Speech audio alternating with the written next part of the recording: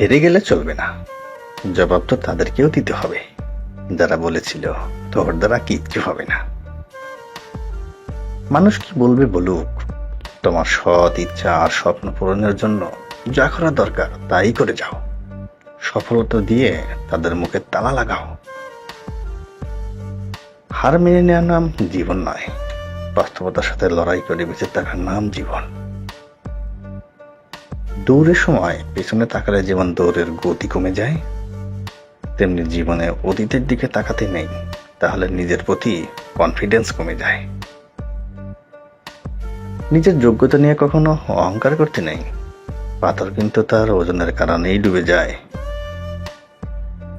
আমাদের সবচেয়ে বড় দুর্বলতা হলো হাল ছেড়ে দেওয়া। সফল হওয়ার নির্দিষ্ট উপায় হচ্ছে আরো একবার চেষ্টা করা।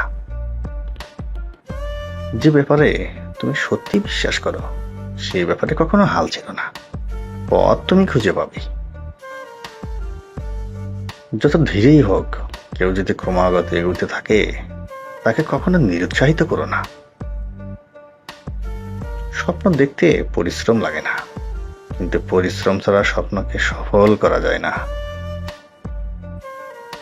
যদি তোমার সামনে হতাশার কালো পাহাড় এসে দাঁড়ায়, তুমি তাতে আশার সুড়ঙ্গ কাটতে শুরু করো। খারাপ সময়টা একদিন ঠিকই কেটে যাবে, শুধু মনে থেকে যাবে কিছু মানুষের ব্যবহার। মানুষ সত্য পছন্দ করলেও সত্য বলা মানুষকে পছন্দ করে না। ময়লা শুধু রাস্তার পাশে ডাস্টবিনেই থাকে না, কিছু মানুষের অন্তরেও থাকে।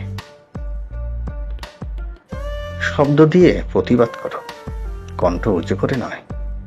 মনে রাখবে, ফুল ফোটে যত্নে, বজ্রপাতে নয়। যদি ব্যর্থ হও, হতাশার কিছু নেই, শুধু মনে রেখো, অন্ধকার যত গভীর হয় সূর্য তত দ্রুত উদিত হয়। নিজের জীবনের কঠিন পরিস্থিতিগুলো নিজেকেই সামলাতে হয়। উপদেশ তো অনেকেই দেয়, পাশে কেউ থাকে না। তরুণ বয়সে অর্জিত ভালো অভ্যেসই ভিন্নতা এনে দেয়। অর্থ থাকলে গোটা পৃথিবী সাক্ষাৎকার নিতে চায়, আর না থাকলে আপনজন পরিচয় দিতে লজ্জা পায়।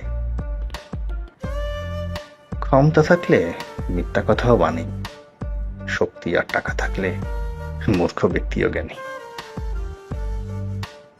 দুর্বলেরা প্রতিশোধ নেয়, শক্তিশালীরা ক্ষমা করে, আর বুদ্ধিমানেরা এড়িয়ে যায়। চাকরি হলো আধুনিক দাসত্ব, এর মাধ্যমে একজন নিজের ভাগ্যের নিয়ন্ত্রণ তুলে দিচ্ছেন অন্যের হাতে।